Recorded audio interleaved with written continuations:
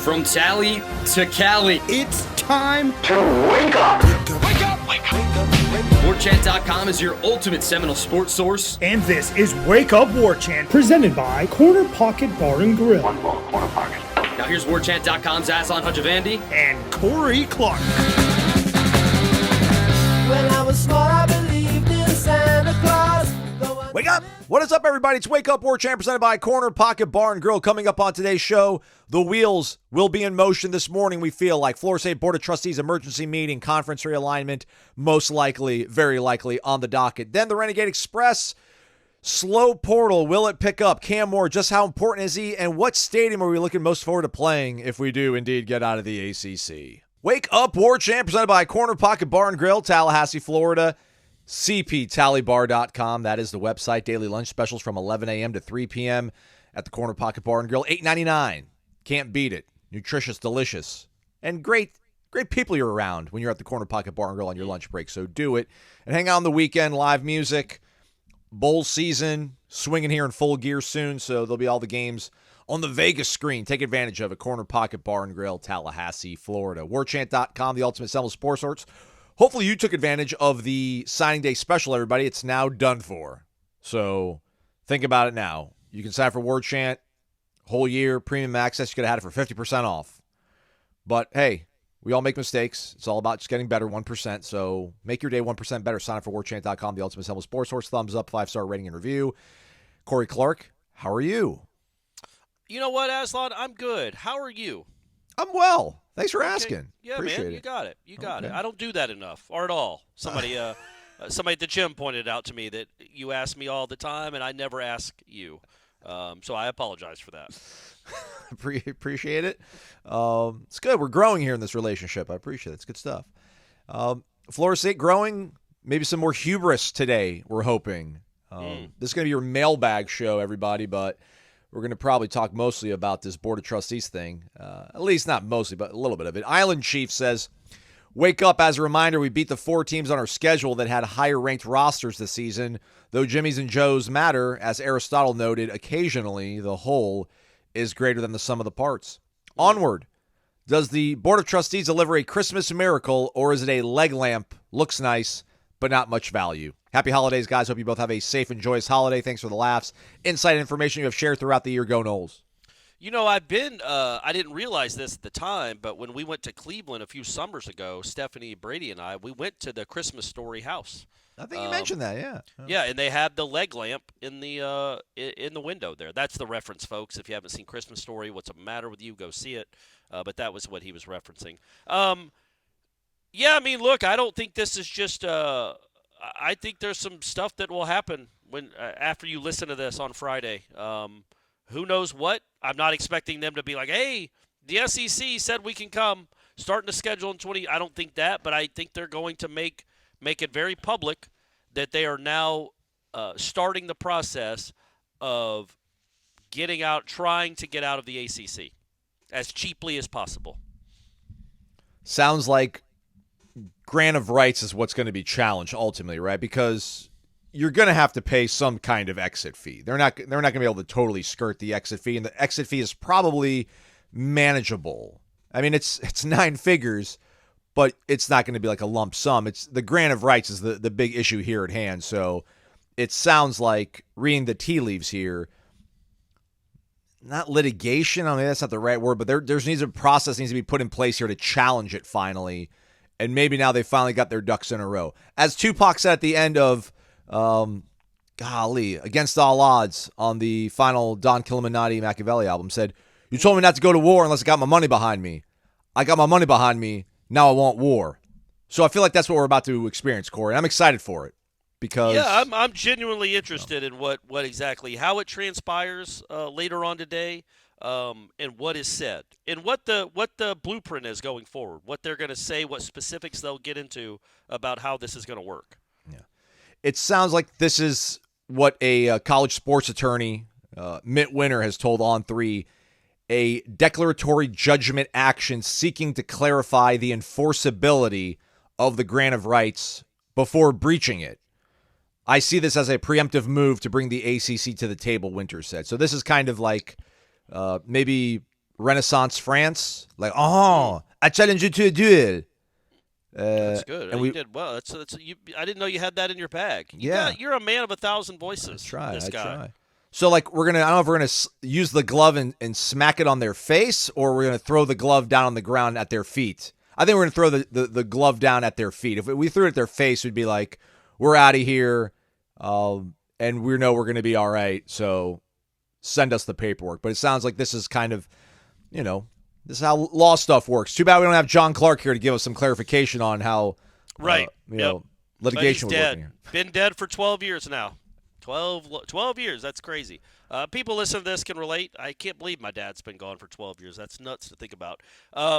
But, yeah, I think also, like, we have no idea how it's going to end up. And I know you'll see people in the national media or just other fan bases or whatever make fun of Florida State beating its chest or wanting out. And we have no idea how it will work. I think they'll get out, but I don't know that for sure. No, and that's the thing, nobody does, because this has never happened before.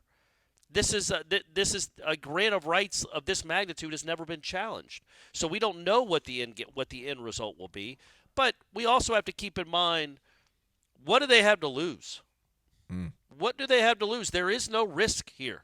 I don't think anyway. Like, either you stay in this sorry conference making $35 million less than the people you recruit against, or you can somehow find your way out of it. But either way, it is absolutely worth exploring, because 10 years from now, if the University of Florida has made $350 to $400 million in that span, more than you have, not overall, but just more than you, you're going to be in real trouble. Yeah.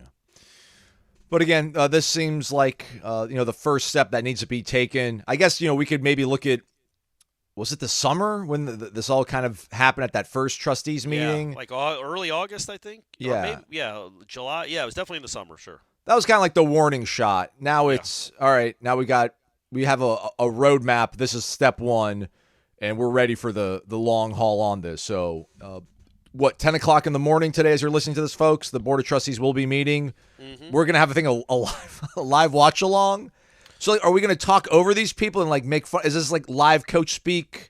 I don't know. I don't know if we'll do a live. That's still in the works, folks. Okay. Just stay tuned to Warchant. I don't know if it'll be a live watch along. We'll certainly have plenty of video about it after, if we don't do something live. But right now the plan is to do live. We just don't know if it'll come together, because it'll be like Mystery Science Theater. Because honestly, I want to listen to what they're saying. Yeah. I think we all want to listen to what they're saying. So I don't know that we'll be talking over it much at all. And for what it's worth, I don't know. I mean, you can tell me to edit this out if we have to, but it sounds like if everything goes according to plan, seemingly right now, the Big Ten is probably the more likely landing spot if everything goes in Florida State's favor. Yes. I mean, again, I'm not going to keep reiterating. I've said it too many times already. The Big Ten wants Florida State, I would think. I mean, they'd be dumb not to. I saw, I think it was Dennis Dodd tweeted out the most watched football programs in the country this year, and Florida State was 8th, I think. It was, Alabama, Colorado, Ohio State, Georgia, maybe USC, Notre Dame, obviously, but Florida State was 8th. Out of 133, Florida State is 8th. And yet, so they are an elite brand when it comes to eyeballs, ratings. They are elite. And yet, they're in the process of perhaps getting paid.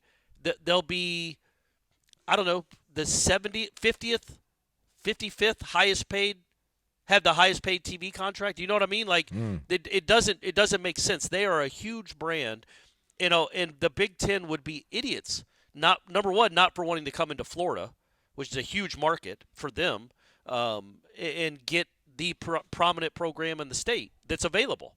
So I would think it would, again, the SEC has the University of Florida, and it has South Carolina.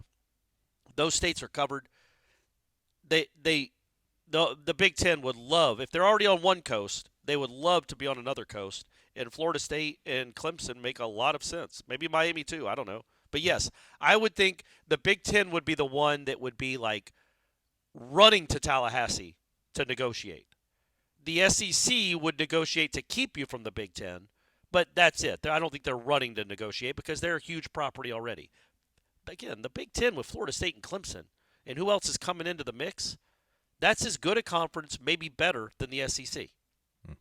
So I don't know why the Big Ten wouldn't be interested. Of course they're interested. So, again, 10 o'clock this morning, the Board of Trustees will meet. We'll have complete coverage of it.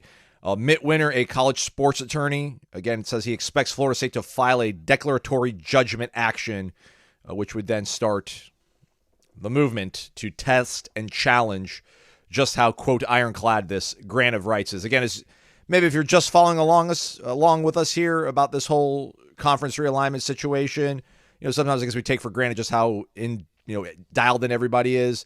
There's an exit fee to leave this conference, but also this conference owns Florida State's broadcast rights, like all their sports that are broadcast over television. The ACC owns it. So even if they try to leave right now, say if they had all this magical money they could just use to get out of this conference, they still would end up in a new conference without the ability to show their games on television. So this is all about getting those rights back to Florida State so they own it, or at least, I don't know, maybe sign it over to the Big Ten or Fox or however that's all going to work. So 10 o'clock, buckle up, everybody. I thought it was going to be a slow lead up into the holiday weekend. Not so much. It's good. This is what happens when you cover an elite program, right, Corey? That's right, buddy. That's right. Court cases. Noel Boyo 2, wake up and Merry Christmas, guys. What player from our signing class will have the best career at FSU? Oh, geez. You know what? I'm going to say Elijah Moore. Oh, I like that one. Just the way Dugan's talked about him, unsolicited. I asked him to talk about all four. He talked about, I think he had the most compliments for Elijah, said he was very underrated, loved his size and his length and his speed. And then coming back, I'm like, do you think any of these guys would have an opportunity? It's always hard for freshmen to get on the field. But would any of these guys you think have an opportunity to compete for playing time or get on the field next year? And the first name he mentioned, and I think the only name he mentioned, which doesn't mean the other kids won't, was Elijah Moore. So they see something in that guy. And if you watch his film, and admittedly I've watched 11 clips of the kid play, it's really impressive. So maybe him. Jake Weinberg. Groza, baby. Let's go, yep. Jake. Groza or bust. Next, Justin Tucker. Yeah. I'll go with Landon Thomas. Okay. Yeah, that's a good one too. Yeah. I think Norvell said on Wednesday he feels that he could be the best tight end in the country. So, no, he said he is the best tight end in the country. Okay. He was talking about high schools clearly, right. But yeah, he said he's the best tight end in the country. And I would encourage people listening to this. You're already a Warchant fan anyway. Go to our YouTube videos and watch Dominic Robinson break down Landon Thomas's game. They did about 8 or 10 of those. Him and Tom Lang did for our signing day special that we had on Wednesday. Wall-to-wall coverage. Man, it's really impressive. Obviously, Dominic knows what he's talking about, and he really breaks down why he thinks Landon Thomas is going to be a monster in college. Right on. And he would know, right? Yeah. His kid was a 5-star tight end. He would know. Brad, that's crazy that they went and got that kid away from that other program that has now kind of been on a nice little run there of having high-end tight end play. So, but no one ever wants to talk about that. Right. Everyone wants to talk about KJ Bolden. Bradley Moss, wake up. Can you remind us why they created the early signing period? What is the purpose of kids announcing a commitment before signing day? We all know that means nothing until the LOI is signed and set in. So I'm wondering why they don't just go through the process and just wait to announce on National Signing Day. Happy holidays, fellas. As always, go Noles. Don't have an answer to the second part of that question, Corey. That is a good point. I do wonder, though, what the percentages of kids that do really large ceremonies in July and how often they stick. They usually do. Like Hakeem Williams had a really big ceremony. He picked Florida State, stuck with it. Charles Lester had a really big ceremony, picked Florida State, stuck with it. It's crazy to go back and watch the KJ Bolden announcement from August, and then you watch what happened on Wednesday, and you're like, what, huh? I don't know why they have the commitment ceremonies so far in advance and end up changing their minds, but listen, they're kids. Maybe a coach leaves, maybe a deal gets brokered. That's a little bit better. But the first part of the question was a good question that I brought up at practice talking to Ira and Corey. I'm like, hey, man, I'm looking at the Renegade Express thread. Why did they end up going with an early signing period? So I asked Coach Norvell right after practice on Thursday. And I guess what he was saying, Corey, is that the intention or the idea behind it all was you had players who had a pretty good idea, maybe more mature, had things better, their ducks in a row, their grades are all good to go, and they knew where they wanted to go, so why not let them go ahead and sign instead of having to wait all the way until February? It was like a well-intentioned, I guess, window to get guys in, but now it's become, instead of like a supplementary part of the signing day experience, it's kind of become the only date that matters, which is not great because it falls in December, which aligns with now the transfer portal and football practice, bowl practice, which Florida doesn't have to worry about. So that's true. They don't. That's what he said is like they thought, I think when it was, so what had happened was it became more and more common for a lot of guys to sign like, I don't even remember what they were called, but they could sign, it wasn't letters of intent, but the kids that enrolled early. Yeah, it was like a grant, like yes, like where the grant of aid or something like that. Yeah, where they were officially on the roster so the coaches could talk about them, but they had not signed their national letter of intent, but they were doing that so they could enroll early and start going to school and go in January. And so they thought, okay, instead of making for Dalvin those Cook. kids, but for those kids, we should scoot this signing day ceremony up to December, a first signing period, for the guys that are 100% sure, know where they want to go. But I think they thought that was going to, like Norvell even said on Thursday, they thought that was going to be just a few guys in every class. Now it's become the signing day. And that was not something they intended. That was not something they foresaw, is that the one in December becoming the national signing day and the one in February being nothing. That was a unintended consequence. So that's what, that he just said. I think it was the best of intentions to get some kids that already knew. They didn't have to deal with all the pressure over the next 2 months. It was for the kids. Like, if you know where you want to go in December, you don't want to have to talk to coaches for another 2 months. You don't want to have to go on other visits or have other people come to your school or your house. You want to be done with your decision, wipe your hands of it, and get on with your life, and you still have to wait 2 more months to do it. So they're like, well, let's just take care of it now, and it just turned into now everything just got sped up more. It didn't help in any way. I guess it saves the kids 6 weeks or 8 weeks of more recruiting, but it really tortures the coaching staffs. It spreads them too thin. I don't know if Norvell, I don't know if I was projecting this or maybe I was like, I think he even said that, the coaches are talking about what they can do. And I think he mentioned something about there's even talk about just going back to the way it was, which would be awesome. Like, just make it back in February. But I don't know if there'll be that case. But maybe this sucks. You can't do it like this. Like, Yeah, do it in August, have one in August before the season, or have one in February. But you are essentially the biggest games of the season have not been played yet. So you're doing it before. Like, think about Alabama. They have to play in a playoff game. They're also having to do all of this and think about their roster it's like everything is clumped into 1 month. It's preposterous. So they need to figure out the national signing day and get it away from the portal. Yeah, in my opinion. Yeah, and Ira was telling us at practice, so I guess there's an extension for those teams that are in the playoff as well. Like, January 2nd is when it closes for everybody else, but I guess if you're in the playoff, and I don't know if it means if you make it to the national title game or if you're just one of the final 4 teams, apparently you have a little bit of a leash to get back into the portal or announce your intention. So, if you're hoping for more elite talent to go into the portal, which I think most of us are, maybe those teams that are in the playoff, those guys will end up jumping in. Like, I would say we still have 30 bowl games left. Like, a lot of players are they want to play in their bowl. Maybe they have a deal that requires them to play in a bowl game. But as soon as their bowl games are over and their seasons are over, you are going to see more and more players hop into the portal. So I think there's another flood about to happen, man, where maybe not to the extent it was to start the month, but as these bowl games start getting played more and more, you're going to see more guys enter the portal once the season is officially over. My only skepticism is usually the guys that are going to leave those higher end. I get the teams that are playing in, quote, lesser bowls, but like the playoff games, the players that are going to leave those programs usually aren't difference makers. And like Florida State, I don't know if Florida State needs difference makers, but this isn't like we need to plug a few holes. This is like we're losing Johnny Wilson, we're losing Trey Benson, we're losing Jared Verse.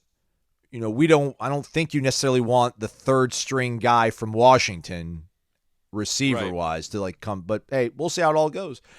Again, faith in the battle's end and Mike Norvell, they've proven themselves. Random_John, good morning, Corey. Good morning, Aslan. Our duo that would never flip on FSU, or we, the Wake Up Warchant listeners, your commitment is strong and appreciated. 2 questions from John. Now that FSU's in the game of portaling in former flips, let's say Marvin Jones Jr., who do you think is the most likely to flip back to FSU in 2 years from this class? Who from the last class will we get next year?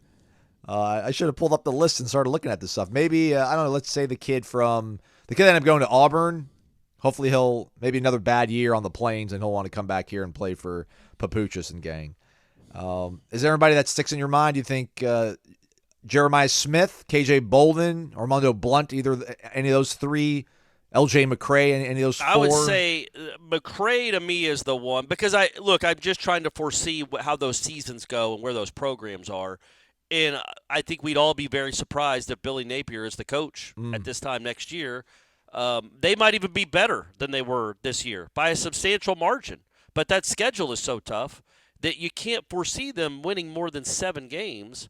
And now that's 3 years where he's won a total of like 17 games. And I just think they're going to be like, all right, that's it, we're done. And at that point, I think obviously all those Florida guys are up for grabs. Plus, he was a kid that I think was supposed to commit at 9 in the morning on Wednesday, and then said the report was he's going to take a couple of days to think about it. And then I assume maybe some deals were made in between that and when he announced on IG at 5:45 that he was actually going to stay a Florida Gator. So it clearly wasn't something that he was all in on. And so I would think maybe he's the one that you would who is the one that went to Miami? Blunt? Yeah. The kid that, maybe him. I don't know. We'll see. We'll see how those are. In case you folks don't know, which a lot of you probably don't, and it's fine, Corey, if I may, the last 5 games of the Florida Gators schedule for the upcoming 2024 season. Jacksonville against Georgia, at Texas, versus LSU, versus Ole Miss, at Florida State.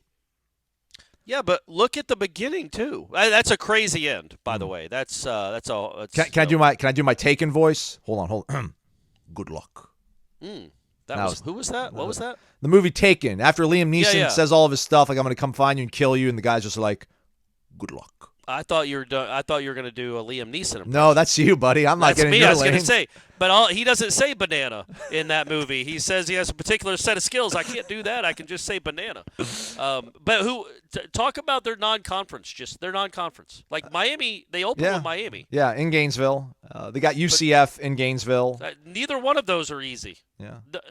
There are no absolute guaranteed wins on that schedule. Maybe just Samford. Samford. Yeah. At Mississippi State, probably bends in their favor, Come on, but man, it's a road game in the SEC. That's not going to be the easiest thing in the world. Yeah, all right. That's a really tough schedule. So the point being, all those guys that they signed, and I know they lost a lot on signing day, but they had the 17th ranked class or whatever. You've got to figure with a coaching change, that whole roster will be available. Second part, what is it that keeps FSU from recruiting stud linebackers and 5-star offensive linemen? We always hear about the iconic brand, Atkins being the lineman whisperer, what gives. Randy Shannon seems to be great at developing, but his South Florida ties are more like limp laces in recruiting. What gives? Who else is getting 5-star backers and stud O-linemen besides Georgia and Alabama? There are a lot of them out there these days. Not a lot of them out there. They're not, but also I think this, to me, this seems even more of a reference to not just this coaching staff, but it's just been 2 positions that for a decade now you seem to have struggled to get top end high school talent. Like Kalen DeLoach has turned out to be a very good college linebacker, and I don't know what he was ranked coming out of high school, but he wasn't a 5-star. They've gotten a bunch of 5-star DBs, they've gotten quarterbacks, they've gotten receivers, and I'm going back to Jimbo's time. It just seemed like linebacker, other than Matthew Thomas, linebacker has not been a place where they've ever really hit home runs. And offensive line, obviously, I don't know the last 5-star offensive lineman they got. But look, we'll see what Lucas Simmons is, right? Like, he was redshirted this year, but they really liked him, and I really liked him when I saw him practice. He looks like he could be a really good player. Armella, again, the natural course of things is that you hope going into next season, a Lucas Sims or an Armella are really battling for spots, starting spots. Jalen Early, too. We've heard a lot about him. So yeah, so let's see what this development looks like because they love their guys, their veteran guys. But I think you look at that offensive line that's coming back, and you're like, okay, they're okay, they're solid, they're decent. But what if you have a couple of NFL dudes right behind them, like that are better, that have more upside? Will they be able to get on the field next year? But I think there's some. I think they've hit some nice. There's no proof yet, right? We just got to see what Armella and Early and Lucas Simmons are. But there's a chance they're all going to be really good players and play in the NFL one day. You'd like to see that start here in 24. Linebacker, your guess is as good as mine, man. They also don't play a ton of linebackers, so they play a lot of 4-2. yeah. So that's the position they have the least number of guys on the field typically. So maybe that has something to do with it. I don't know. Man, I can't believe we're like almost 30 minutes into the show, and we finally now it's Dave's up now. Everybody, let's go, Dave. Bardstown, bourbon is your friend. By the way, we are doing the show tomorrow. It'll be Jeff and I, apparently, doing the live look-in, watch-along with the Board of Trustees. Nice. So, Corey, I like how you pluralize Marvin's Jones Jr.'s name.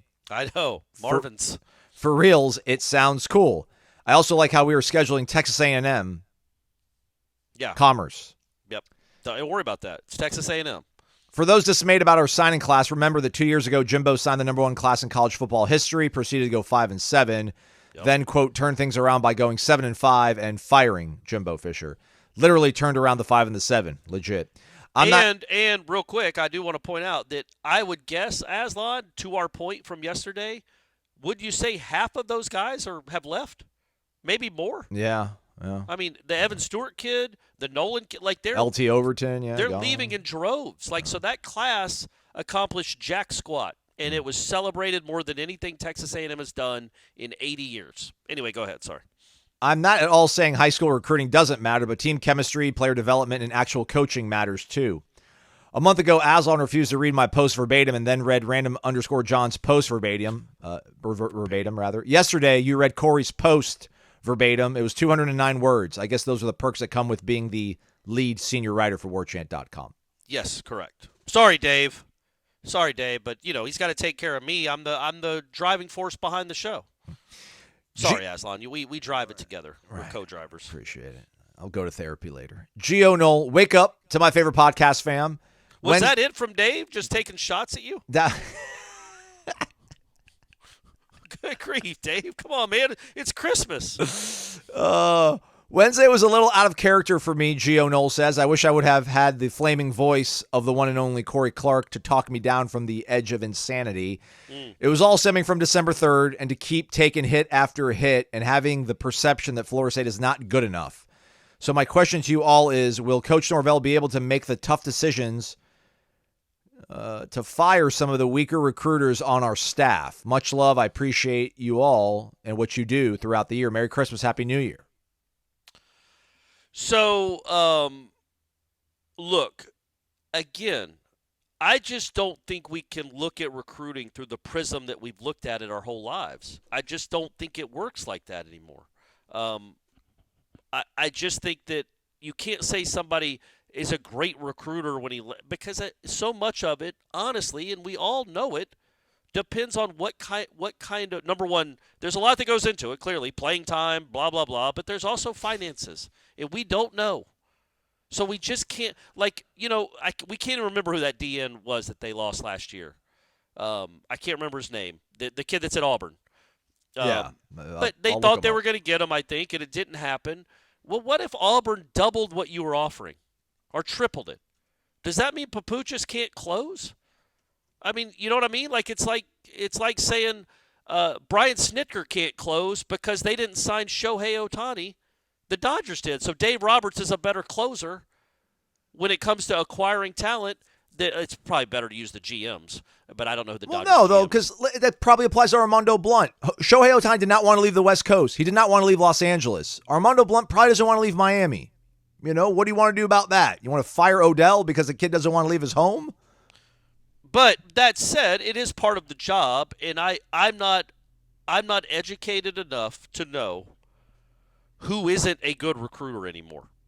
Because it just seems like there's this one element, it's a huge elephant in the room that we're starting to talk more and more about. We all understand, but it's the reality is that you also can't do this, and I want to steer away from this. I don't want every time Florida State loses a recruiting battle to be like, well, they just got more money somewhere else.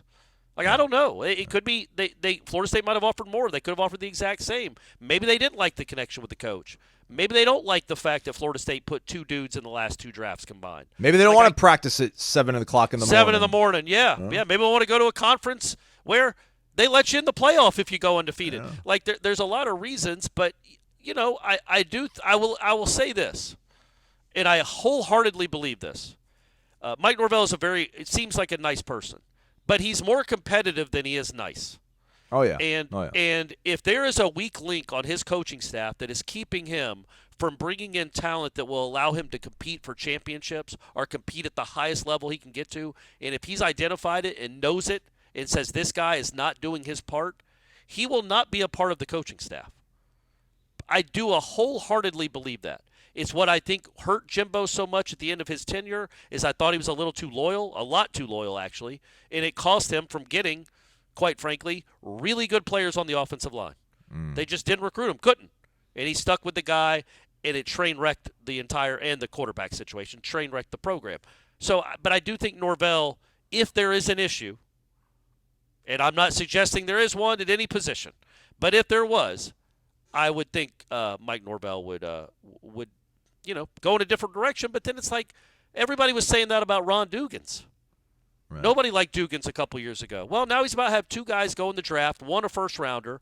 Both he didn't bring here. Like, he didn't recruit out of high school. But nobody could argue really the wide receiver play for Florida State the last year. And you really like the young guys that are here now. So he turned it around. So I don't know. I don't even know why I brought up Ron Dugans, but it's just hard to know what the problem would be at a certain position, and if it really is you're pinpointing a weak link on the recruiting trail, and if there is one, I do think Mike Norvell would address it. Yeah, no, I mean, it's worth bringing it up because, as you mentioned, Ron Dugans was – man, I love Ron Dugans.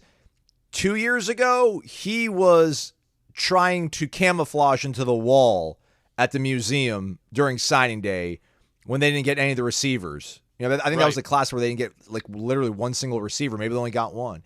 Like, he didn't want to talk to anybody. I remember going up to him and was like, hey man, like, how's it feel? And like, he could feel the weight of the world on him, and everybody's like, get rid of Dugans. And then, as you said, like, get 2 guys in the portal, and quickly we forget all of that sort of stuff. Keldrick Falk, the young man that flipped on the Noles to Auburn, and I'm not saying he got fired, but the defensive back coach that left to go to Arkansas, I don't think there was a real strong push made to keep him around. So I don't know if that was necessarily. You talking about Woodson? Yeah. Okay. Yeah. Yeah. Look, Surtain clearly.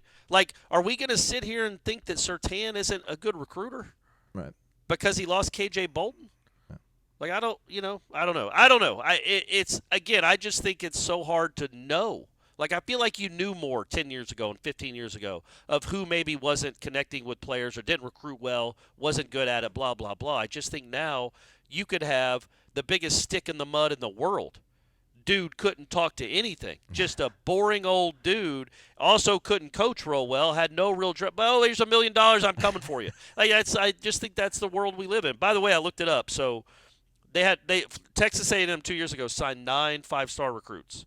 Walter Nolan is one. Gone. He's gone. Shamar Stewart, he's still there, right? I think so. He was their star. Like, he was their best player, I think. Yeah. Evan Stewart, gone. LT Overton, gone. Gabriel Brownlow Dindy, a defensive lineman from Lakeland. Come on, Gabriel. Why are you in College Station? Denver Harris, gone. He's gone. Yeah. Connor Wegman, the quarterback. I don't know. I think he's still there. Yeah, he is still there. And Jacoby Matthews and Anthony Lucas. And Jake Johnson, the tight end. He's gone. He's in the portal. He might have already committed to somewhere else. So, yeah, man, like, I'm guessing at least out of that huge, much hyped class, at least 8 players. 2 years later. We're not talking about 4 years later. We're talking about 2 years later, 8 of those guys at least. It might be 12. I don't know. I stopped looking, are gone already. The Johnson brothers are in Chapel Hill now. There you go. Nice. Oh, Max went there too. Yeah. Okay. All right. Vitamin Energy. VitaminEnergy.com. Promo code WarChant BOGO. WarChant BOGO. You're busy, everybody. We get it. You need your day to go by a little smoother. Why not take a shot? Maybe you need to buy some gifts. Get a box. Use the promo code WarChant BOGO. You'll get a box for free. You can gift that to somebody. Gift it to everybody in the office. VitaminEnergy.com, the world's first and only clinically proven energy shot to help eliminate brain fog, help enhance your focus, your mood, and your energy levels with 260 milligrams of all-natural caffeine and absolutely no sugar, yet somehow tastes pretty good. Crazy how that all works.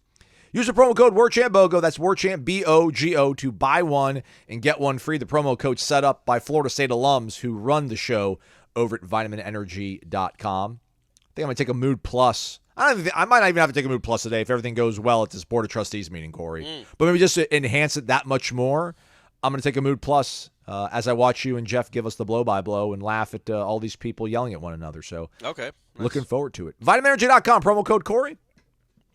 WarChant BOGO. Nailed it.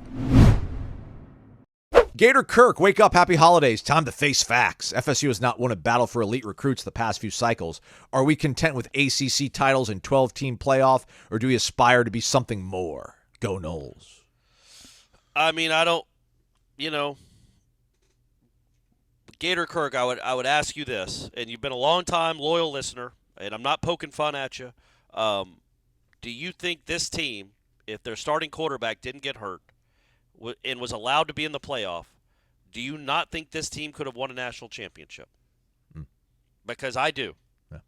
I look around the country. I look at this playoff format. I watched all these games throughout the year, and I'm not saying they absolutely would have, but with Jordan Travis at quarterback and the way that defense was playing, it was as good as any team in the country and could certainly beat Washington in the Sugar Bowl and then beat Michigan in the championship game, and none of us would have been stunned by that.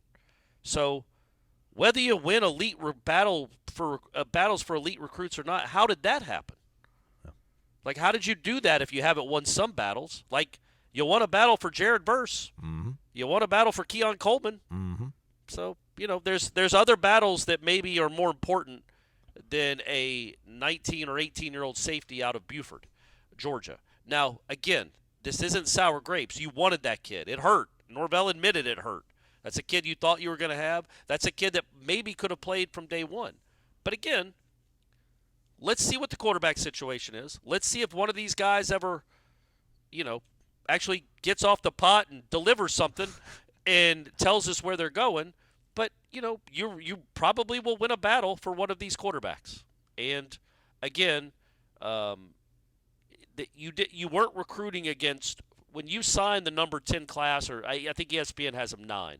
When you signed the number 10 class in the country, which has 11 top 300 kids on ESPN, it had 10 top 200 kids, you're not recruiting against Ball State and Memphis and East Carolina. Like, you're beating out some real programs for it. But, yes, I get that the KJ Bolden and Jeremiah Smith were disappointing. It would be nice to get one of those guys, especially Jeremiah Smith, man. Yeah.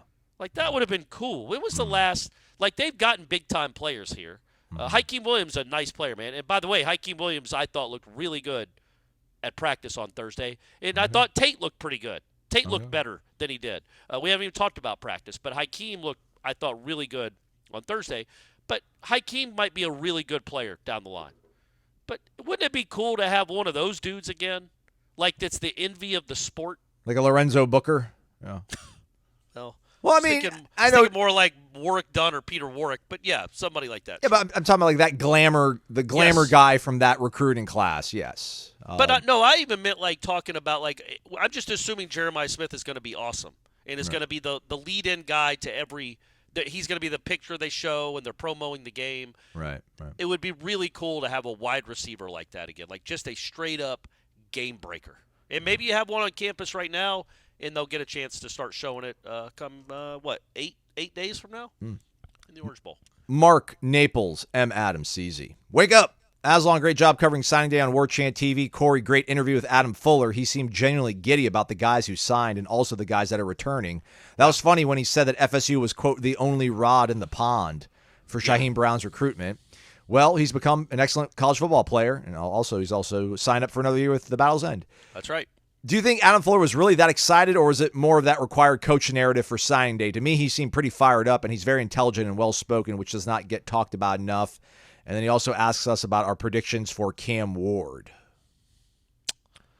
A lot of people complimenting you on the interview with Adam Fuller, by the way, Corey. Well done. I haven't listened to it yet, but I'll probably put it on my... Why not? What have you been doing? Well, I'm saving it for when I drive home, man. I want something to listen to on the drive home, man. Chill. Nice. That'll cut out 10 minutes of your drive. Just listen to that. Anything helps.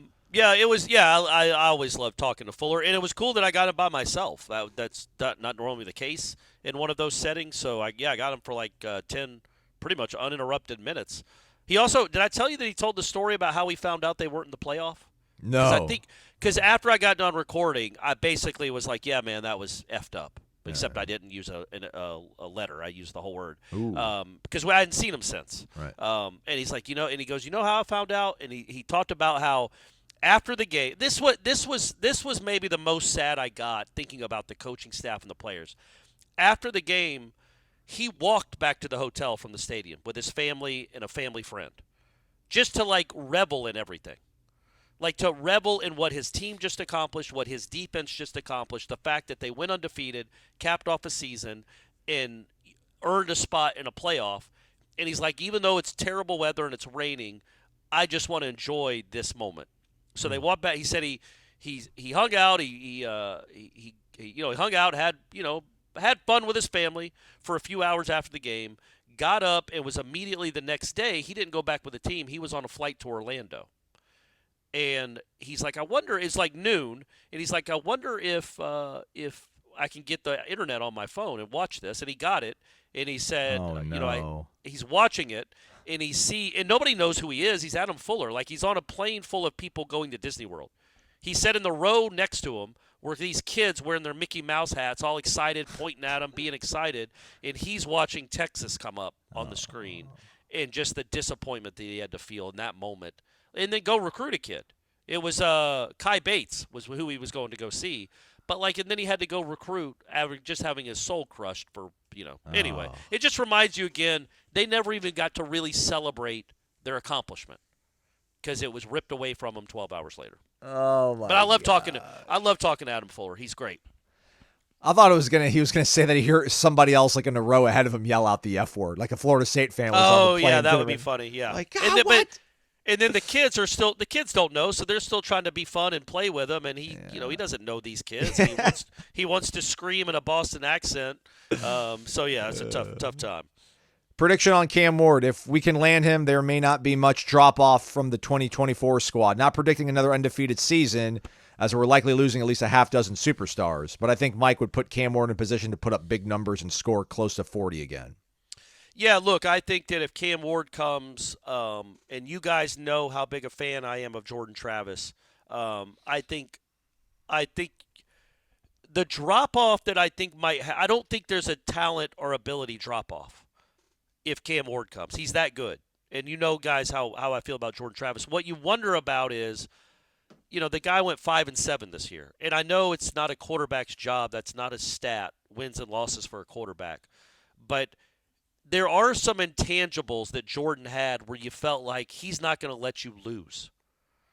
That you just not that Cam Ward doesn't have them, we just haven't seen them yet. So to me, the one worry I would have with Cam Ward or anybody else, honestly, is just the intangibles. Like, I think Jordan Travis's intangibles were off the effing charts. Yep. And that's what made him even stand out. Again, he was a very good quarterback, made a lot of really good decisions, turned it over twice all season, which is incredible. Just an incredible run there. But, he ran for – he wasn't – his athleticism was barely on display at all the whole season. That's not what made him special in 23. It's the intangibles. It's the other stuff that quarterbacks do, and you just don't know if Cam Ward maybe has that in him. But I also don't know that he doesn't. But I think, honestly, talent for talent, skill for skill, he probably he's probably a better passer than Jordan Travis, even as good as Jordan became. Yeah. Cam Ward is really good, guys. He's a really good quarterback. And if you have a really good quarterback, you are going to be in every game, and you're going to probably win most of them.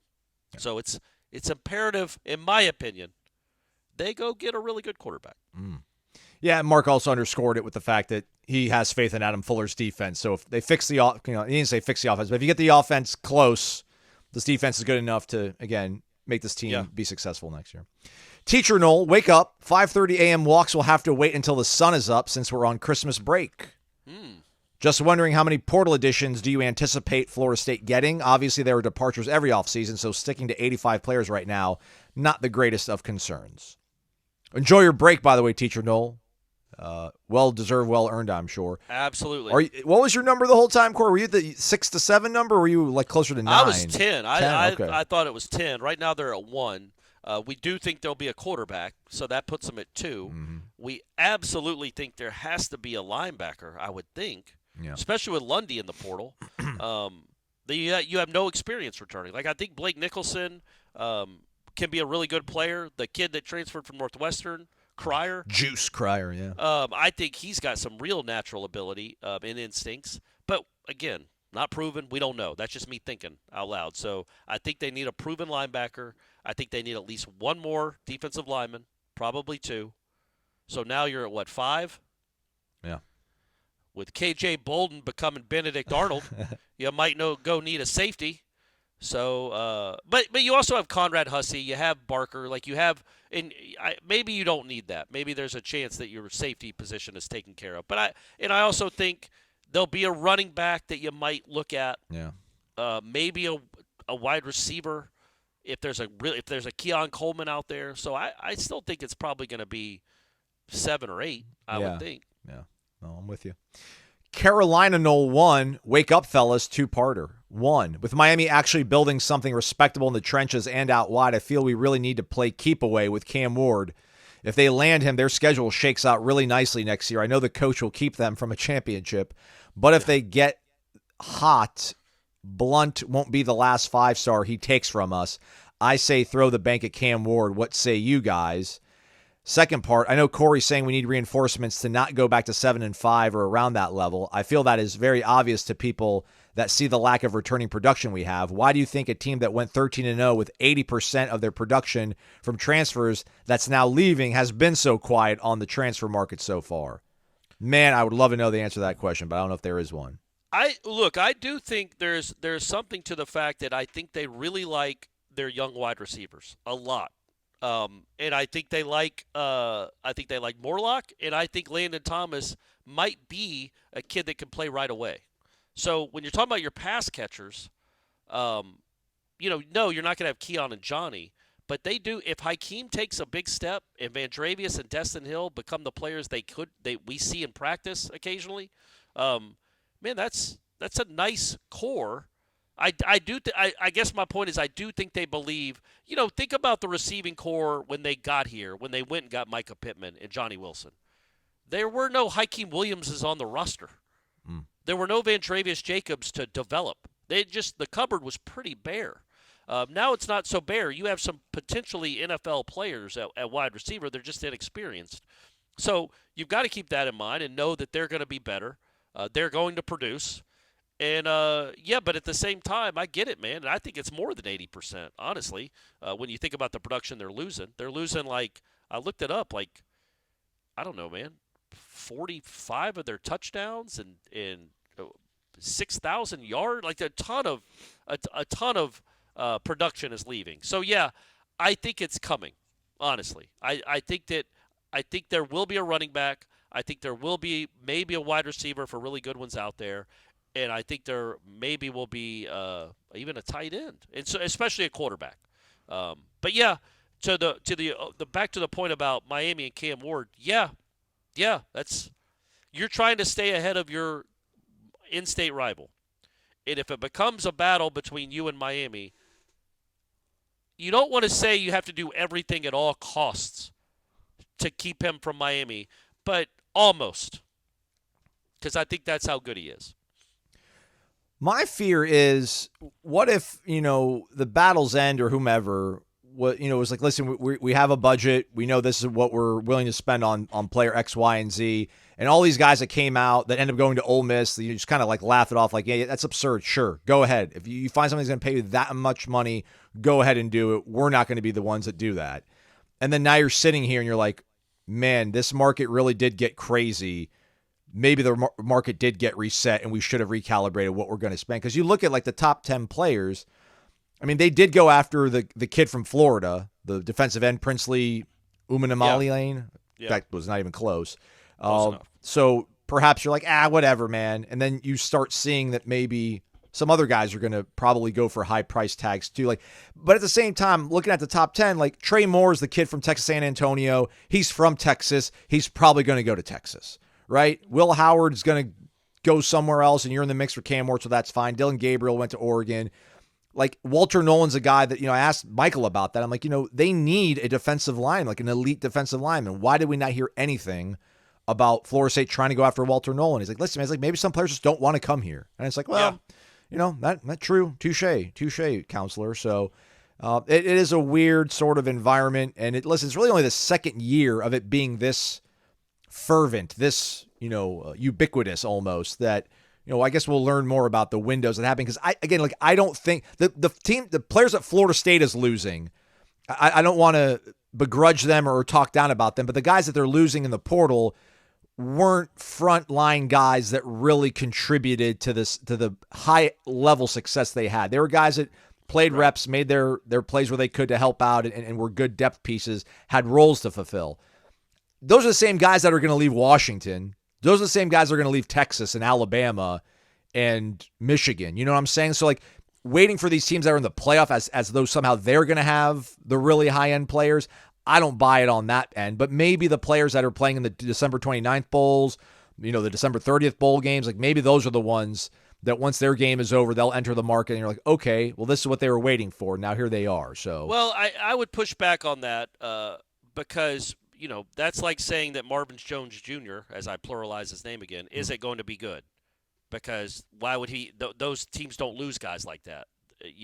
I think when it comes to Florida State, I don't want to take shots at kids, but let's just say the backups at Florida State, you're still in the rebuild. You're still building this program to try to get in the neighborhood consistently with talent as Ohio State, Georgia, Alabama, blah, blah, blah. So your backups aren't, in my opinion, anywhere close to the backups at Alabama. They're just not. Like, wasn't Miami's best offensive lineman in Alabama Castoff? And he was good. Florida State's best defensive player the last 3 years was a Georgia Castoff at defensive end. They didn't need him. They saw the best defense of all time. He was good. I think Florida State, if you're a backup at Florida State, if you've been a backup at Florida State the last 2 years, you kind of, you were probably a 3-star recruit that they took a chance on. You might have made some plays here or there, but you didn't develop, or you're just not quite what they're looking for. I guess my point is I don't think Michigan or Ohio State or Oregon are going to be recruiting the Florida State backups. But I could see a scenario where big-time programs are recruiting Alabama, Georgia, Ohio State backups that are just looking for something else or looking for more playing time. You know what I mean? So I don't think Florida State's at that level yet where you can say, well, because Rodney Hill isn't a Doak Walker Award finalist, that you can't go find another Trey Benson out there from another school. Yeah, but like that, the ATN kid, like at no point has Florida State been in the mix for him. It was like, all right, he's leaving Florida, he's going to Georgia, game over. Like that might have been worked out ahead of time, though. I'm sure it has, but that's like the disappointing thing. Like, what is, Oh, well, yeah, I mean, I think, again, this comes down to our impatience. I trust because they've earned if this coaching staff has earned the benefit of the doubt in any capacity, and they've earned it in a few, it's the portal. They've done really well with the portal. So I think I'm just giving them the benefit of the doubt right now. I'm starting to get impatient too. But let's just see where it lines up, by January 2nd. You know what I mean? If they haven't made any additions that wow you, then you're going to be like, yeah, that kind of was a miss this cycle. What happened? But let's wait and see how it plays out first. I mean, it's less about I don't think it's impatience. Like, I get it. Like they're going after one of the best they're going after the best quarterback available, and if they get him, that's amazing, and it's a legitimate possibility. It's not a pipe dream. Fingers crossed. Right. We really, really, really hope it's like they're in the mix for Cam Ward. But at the same time, it's like we haven't heard their names mentioned by anybody else really. That's like in the high end of the portal that's available right now. I know Marvin Jones Jr. Again. Listen, I should probably take that more into consideration. He's a number 12 guy in the portal. But like you look at all these other guys, like the running back that left Arkansas, the Rocket Sanders kid. Like at no point was Florida State part of the mix on that. You didn't hear his name, and I don't know if that's so much. Again, like there's some guys that may just want to stay in the SEC. Like these SEC kids grew up in SEC states. They want to keep playing for that conference because the branding and the propaganda has polluted their minds enough to that point. But you just start seeing some other, like you see like what Louisville's done. Like Louisville's gone after some guys who are like, I don't know, I feel like we could have probably used an offensive lineman that was 6'7", 291. That wouldn't have been a bad idea. We could have probably used a wide receiver that caught 90 balls in the Sun Belt. That would have been not a bad, maybe addition to things. But again, maybe to your point, the reserves on Alabama might be just as good as a kid that's catching 90 in the Sun Belt. And if you get that kid, then all is kind of forgiven. So we move along. Tennis ump, wake up. I have a feeling that Cam Davis is going to be a very special player with us for some reason. I know that I would not want to try and tackle him when you see how he is built. Amen. Buddy of mine who's a scout for the San Francisco Giants says that he is very special in baseball as well and would have been drafted, but he made it clear he wanted to go to college. What do you foresee for him going forward with us? Yeah, he's in the mix, right? I think he's in the mix day one because Trey Benson's gone and so's Rodney Hill. And we'll see how Lawrence Toafili, what kind of role he becomes and grows into. But Keziah Holmes there as well. But I like Cam Davis. And running back as a true freshman, you're able to that make can a happen, difference. yeah. And I think that, Norvell talked a lot about him and is it Danzy? Yeah, Micaiah. Yeah, the other running back, talking about them being a really good 1-2 duo, and he foresees them being like that. He talked, what coach doesn't talk glowingly about their recruits on signing day, but he did talk glowingly about those two guys and the playmaking ability that they have. But we'll see. Again, I think they're more ready than Singleton certainly was. Again, that's another, like last year they signed, was Singleton the only running back they signed? I'll double check on that, but I do think so. And now you're taking another step where, no offense to him, he might end up being a really good running back, but he wasn't close to ready. He's very, very fast, but he wasn't close to make a real impact at the college level.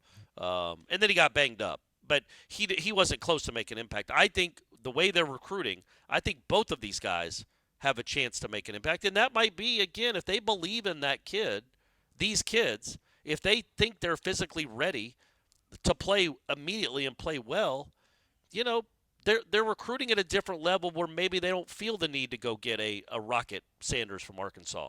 Yeah. Because they think like they got guys that can do that already on the roster that are coming in. They're young, but they believe in them, and that money they could have spent on a fourth running back or a fifth running back could be allocated for something more important. Yep, Sam Singleton, only running back from last year's class. The Walking Knoll 01, insert theme music. Are you ready for this? Insert hype dancing and continued music. Is that like the Jock Jam song? What's up, you two? First off, Aslan, sorry you and Michael caught the brunt of the fan base on the live show the other day during recruiting. You two are warriors for the cause. Oh, it's all good, man. It feeds me. It nourishes my soul. It does. You handle it well. Corey, you're a warrior. Did you turn the chat off? No, no. You looked at. No, I know you don't turn it off for people not to be able to chat, but I would hide it so I didn't have to read it. I think I heard Michael and Gene talking about that during the actual press conference on Wednesday. I think Michael said that he had to turn it off after a while. I want to see what people are saying. I think some of it I thought was just funny, and I like poking. Yeah. And it's funny because they get upset and then you poke fun at them, and then it's oddly enough they handle it really well, and they kind of relax a little bit. You'd figure maybe I'm almost inflaming them a little bit. You figured it would just add fuel to the fire, but usually it calms them down, and then everybody adds their 2 cents, and then we kind of move along. But no, that's. Do you think that the animosity or just the tone of Wednesday in the chat, and I know this is probably an unanswerable question, if Florida State was getting ready to play Washington in the Sugar Bowl, Do you think the tone? Oh, yeah. But you have the same exact recruiting class. Considerably different, yes. Yeah, I think so. I just think it's a fan base that has got kicked in the gut a few times. Then their number one recruit. Those people that jumped in there would have still been in there, but they would not been nearly as like echoed and amplified by other people kind of being like, amen. I think a lot of the other people were like, hey man, like we're playing a playoff game, like trust the process, trust the coaching staff will be okay. But a lot of those people that are like 50-50 when they just got burnt the way the Florida State did 2 weeks ago or whatever are going to be like. But then don't you want to say like, that's dumb. You're being a baby. The team you cheer for has won 19 games in a row. And what is the point of complaining? Do you think these coaches suck? Or are you just complaining because you're frustrated? But even if you're frustrated, do it with a little more perspective. In all Florida State fans that are above the age of 6 should have the perspective of what horrible looks like and feels like. We've all lived it recently. So I feel like now as you take a step back and realize, okay, top 9, top 10, top 11 recruiting class on top of the one of 3 undefeated teams in the country and ACC champs. I mean, I just feel like, what more do these coaches need to prove to you that they're going to give you a good product and this program is? It's an odd time to be so frustrated at the coaching staff. Yeah. That's all. One game tonight, UCF taking on Georgia Tech. Go to mybookie.ag, make that game a little bit more interesting, and use the promo code WARCHANT when you sign up for the first time for an instant cash deposit bonus. You can bet anything, anytime, anywhere at mybookie.ag. Live casino, live sports book, obviously. Futures betting as well. 5 points UCF is laying down at the feet of Florida State's opening opponent for next year, Georgia Tech, Corey. Okay. 66.5 is the point total. Man, I hate to take an under, and I know Hayes King and the Jackets like to throw it around the ballpark, but... Well, they run a lot, too. They're a good running team. Yeah. Gus is going to put up points. I mean, I think UCF's going to win. Maybe I'll lay the 5. I feel more confident about that than going the point total. Do you have any feelings one way or the other on the game? I believe in... I don't know. I don't believe in it. No, I don't. I'm going to go ahead and say take Georgia Tech just to say it, but I have no reason to say that. I don't even know who's playing in the game, Aslan, honestly. I don't know how many guys have opted out or are already in the portal for either team. Oh, Corey staying an ACC loyalist to the absolute final second. Absolutely. And, yeah, they've attached the hook on the Florida State-Georgia game over at mybookie.ag. Now 14.5. So do with that as you wish, everybody. Bet anything, anytime, anywhere over at mybookie.ag. All right, Corey, let's see if we can zip through the rest of these. By the way, final show until probably Wednesday of next week, I think, unless breaking news were to happen, obviously. Yeah. I didn't even read Walking Noles' question. He thanked us for being warriors. Corey, you too are a warrior. The article you wrote calling out Travis Hunter made me laugh out loud while I was actually watching a movie in a theater, no less. Oh, come on, man. Don't be that guy. Watch the movie. On to my question for both of you. What stadium would you be most excited to see us play in for either our possible landing spots conference-wise? So for me, I really want to see us play in Tennessee Stadium. I want to see us under those Neyland Stadium lights. Yeah, that's the answer. For me, it's the Grove, Ole Miss. I think he said stadium. Yeah. Yeah, I guess if it's stadium, then it's going to be Neyland. Yeah. Alabama Stadium fits a lot, but it's nothing. I mean, Bryant Denny is just brick and mortar and steel. It's not really fancy. That orange pops, I guess, as the checkerboard. sun. Yeah. No, the sun hits off the river and then reflects. I don't know. It's beautiful. It really is pretty. All right. So he says Tennessee, and if the Big Ten, I would want to see us play a game at Penn State Stadium, whiteout game, of course. Thanks for all you do. I don't know if I'd say big. You've already been to the Big House. So what about Nebraska? Nebraska, not the stadium so much. I think the fan kind of interaction. Maybe the same thing with Madison and Wisconsin. I feel like they get nuts, but not the stadium is not a beautiful thing. So if I had to pick basic on architecture alone, does Northwestern have a nice stadium? I know they have a really nice practice facility and stuff. I'm going to guess no. Okay. Yeah. Okay. No, the answer is Washington. Ooh, it is. Thank you, Corey. That's the answer is Washington. Now, they played, and here's the thing. They played at Ohio State. They played at Michigan. They played at USC. Texas would be cool just because it's Texas. But, again, not a real memorable stadium, but it's a huge stadium. Yeah. Isn't that cool, though? just think about, guys, as we're sitting here. Man, would you like to play at the Big House or in Camp Randall or Washington or USC or Oregon? Or do you want to stay and go to the Carrier Dome? An Alumni Stadium in beautiful Chestnut Hill, Massachusetts. Or maybe venture over to, Grant Field at Georgia Tech. Or Carter Finley. All these great cathedrals of the sport we love. Anyway, so yes, just speaking it out loud is like, yes, please, Board of Trustees, make this a reality in the next half decade that we're watching Florida State play in stadiums like that instead of what we've watched for the last 30 years. Yeah. Could we do, if they go to the Big Ten and they're playing Washington, first ever game, we're doing an armada. We're doing a flotilla. That's going to be the Warchant meet and greet. We're going to rent a yacht. On a yacht. We're going to rent a yacht. Yep. Maybe not a yacht, but maybe a bunch of boats, and we'll tie them all together, and we're going to do a booze flotilla. cruise. We can do a booze cruise or something. Yeah, absolutely. All right. Drill Sergeant Porter, wake up. First, happy holidays to you both and everyone who loves FSU. I know we lost a few guys that would have made an even more incredible class, but I remember a few years ago when it seemed like we could not get any receivers or quarterbacks assigned with us. Yep. Now we got several 4-star receivers and a 4-star, borderline 5-star quarterback. I will be in Miami to watch FSU win another national title, at least by UCF standards, LOL, next Saturday. Go Noles. Amen, Drill Sergeant Porter. Which, by the way, Corey, are we going to do any kind of meet and greet? I know it doesn't have the... Okay. I don't think so. I was thinking about that. It's the largest alumni base of Florida State fans, outside of Tallahassee. We should, see if they're doing anything the day or night before, just the Seminole Boosters of Miami. We could show up. But I don't know that we're going to do our own show or anything. Okay. Yeah. You know what I thought about the other day? It was maybe a little bit sad, a little bit melancholy. I forgot to bring the pillar with us to Charlotte to, what's it called? The Resident Culture. Right. Did you see any pillars at Resident Culture? I didn't see James B. Ray wasn't there. I don't think Shane was there.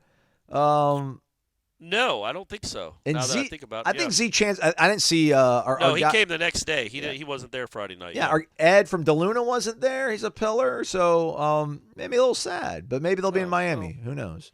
Love you guys nonetheless. Noles North, wake up and Merry Christmas, Aslan and Corey. What would you give Norvell for Christmas this year besides a college football playoff invite? Or a wedding invite. Just for men? Would it be cool if he showed up at the Orange Bowl with jet black hair? He needs to bring back the goatee mustache combo he was rocking at Arizona State. I'm all for that. So but I think it would be funny. It would be alarming, but it would be just stunning for him to come out on December 30th, leading the team out arm in arm. I'm sure. With Unconquered on their shirts or something, and he's got jet black hair and a jet black goatee. I'm there. Just make it a complete mockery. It would be really funny, I think. It could be blonde too, I guess. He doesn't have to be jet black, but I think jet black would work better. What is the big gift this year that everybody wants? I've always said, it's hard to get a gift for somebody that already has everything, which I think Mike Norvell probably does. He makes $7 million a year, so maybe a signed autograph of the two of us. Okay, yeah. That's not bad, right? Yeah. Cam Ward, how about that? That's a very good. You know what? You won. There it is. Or maybe Keon stays. my man, I guess, is never going to announce, so maybe Keon stays. Keon Coleman. 2 more. We made it, Corey. Not that bad a time. Captain D Captain D _63. Okay. Daryl, Thomasville, North Carolina. Corey Aslan, it's been a minute since we've talked last, but I need some clarity. Rivals, when did Warchant, well, I can't. I'm just going to read it verbatim, and Corey, you can help me out. Love you, Daryl. Rivals did when Warchant was with them. Now I've seen On 3 do since Warchant has joined. We had probably 3, maybe 4 players that had 5-star rankings before they committed to Florida State, or maybe a few days while they were committed to Florida State. Then out of the blue, they lost it. Okay, and they were dropped. This is an urban myth, legend kind of thing, or maybe it's not an urban legend. Apparently, a lot of times, Corey, people would think Florida State would get a guy that was a 5-star, but as soon as he committed to Florida State, they would lose a star. They would get dropped. Why does it seem as long as these players are uncommitted, they're 5-stars, but the moment they commit to Florida State, suddenly they lose that 5th star and they never get it back? I know Coach says stars don't matter. Maybe they do not. But when these rankings come out against these other schools, it makes a difference. What say you all? Support those that keep Wake Up going. I've been a fan 55 years and will always be. Let's beat Georgia and finish 14-0 and win the AP National Championship. Go Noles. There you go. Anecdotally, really quick, Corey, if you don't mind me jumping you here. Sure. So Luke Kromenhoek was a 5-star quarterback. He committed to Florida State. He was a 5-star quarterback. But then, Corey, as you might remember, Armando Blunt reclassified. That's right. From 25 to 24. He was then judged to be a little bit better of a prospect than Luke Kromenhoek. So they made Blunt the 5-star in the class of 2024, and they took it away from Kromenhoek. Like You're talking about on 3, right? Yes, like he bumped Kromenhoek down, ironically enough. So that's how these things sometimes happen. I would say if I was running a ranking site, a ranking service, and I thought a kid was a legitimate 5-star player, and another kid reclassified into that class, and I thought he was a 5-star player, I'm not going to set limits on how many 5-star players I can have, especially in such a unique circumstance. Yeah. I'd be like, you know what? He was a 5-star when Armando Blunt was a junior. He's a 5-star now that Armando Blunt's a senior. What does it matter? But it honestly, that's the real answer, Daryl. And you know it. You said it in your question. It does not matter. I'm not sitting here and saying great players don't matter. I'm saying Kromenhoek being a 5-star and rated 91.13 or being a 4-star and being rated 91.06, that does not matter. He can play. And we'll see if he lives up to the billing, but you got one of the 3 or 4 best quarterbacks in the country, according to most of these recruiting services. We'll see if he lives up to it. That's the case whether he's a 5-star or not. Amen, Corey. Amen. There Trying you to go. pull up here real quick. Kromenhoek, number 3 quarterback in the country, according to On 3. Behind Raiola, Nebraska, and who's the other one? I don't know. I didn't have to pull I that up. thought you had it listed. Well, I'm sorry. I looked at his bio and it shows you who it is. My fault. Actually, Raiola's behind him. DJ Lagway, who went to Florida, is 2, and then Julian Sayin from Carlsbad, who committed to Alabama, is number 1. Oh man, Alabama got a good player. Awesome. Okay, man, cool. It's finally something good happened to those kids in that program. Last one is our guy Bakari, Big B7034. Wake up, fellas. All this complaining and negativity towards a coaching staff and recruiting is unbearable. How soon some forget that less than 3 years ago, the narrative was very different. The coaches and players have worked their butts off to bring this program back from the brink of irrelevance. I know it's a vocal minority, but the blueprint has been laid by our head coach, and he has followed through. Wins, moving to a better conference, consistent top 10 recruiting classes, and the right supplemental players added via the portal will keep us competitive for years to come. As always, go Noles, and don't worry, hashtag Mike got us. There you go. Nice. No question. Good hashtag. Good hashtag. We're done. I don't have anything to add. That's a mic drop. That was a mic drop, much like Norvell on the podium Wednesday. So thank you, Bakari. Thank you, everybody who asked their questions. We appreciate the heck out of y'all. We're probably going to take some shows off here because just the way the calendar works, Christmas is Monday, so we usually record the Monday show on Sunday, which would mean we would record on Christmas Eve, which doesn't sound great. And then Tuesday, that would mean that we would record on Christmas Day, which sounds even worse. So we'll see how the shows work out. But we might drop something if there's an important portal announcement. Yes. Or yes. If Florida State announces later today that they've already got an invite to the Big Ten and they have a schedule starting next year, first game in Ann Arbor. Yeah. We will probably record something if something like that happens. Yeah, so we'll be here, but maybe not here. But you're always in our thoughts, everybody. We love you guys. Thank you so much for listening to Wake Up Warchant. He is Corey. I'm Aslan. Stay connected to warchant.com throughout the day for the Board of Trustees, the latest and the greatest. We got you covered. Thumbs up, 5-star rating and review. He's Corey. I'm Aslan. Thank you for listening to Wake Up Warchant, presented by Corner Pocket Bar and Grill. Have a Merry Christmas, everybody.